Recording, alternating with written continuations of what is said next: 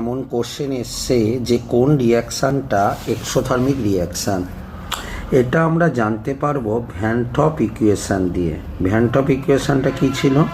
Van Hoff ইকুয়েশানটা ছিল D ln kp divided by DT delta H by RT square, right? So next step D ln kp equal to delta H by RT square রয়েছে। এবার এই দুটোকে integration করে দাও, তাহলে এইটার ইন্টিগ্রেশন পাচ্ছি ln kp, এইটার পাবো minus delta H by RT plus একটা কনস্ট্যান্ট টার্ম, সেটা হলো c। একটু খেয়াল করে দেখো, এই যেটা পেলাম এইটা হলো y সমান সমান mx প্লাস c, এটা y, ঠিক আছে? এইটা হলো m মানে স্লোপ m, 1/t হচ্ছে x প্লাস c, ঠিক আছে?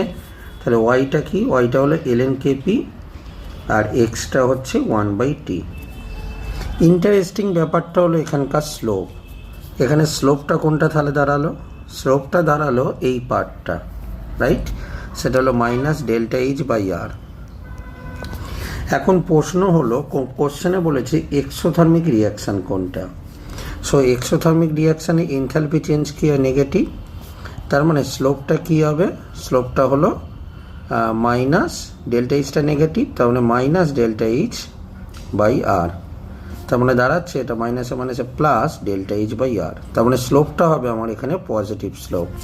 তাহলে দুটো ইনফরমেশান পেলাম, একটা হলো স্ট্রেট লাইন ইকুয়েশান ওয়াই সমান সমান mx plus c। So straight line কোনটা হচ্ছে? এটা তো স্ট্রেট লাইন নয়, এটাও স্ট্রেট লাইন নয়, তাহলে স্ট্রেট লাইন এই দুটোর মধ্যে থাকছে, রাইট? এবার দেখো স্লোপটা পেলাম পজিটিভ। পজিটিভ স্লোপ কোনটা? দেখো এই গ্রাফটা দেখো পজিটিভ স্লোপে আছে, এটা হলো, এটার স্লোপটা হলো নেগেটিভে আছে। তাহলে পজিটিভ স্লোপ কোনটা হচ্ছে? Option C. So C is the answer. Okay.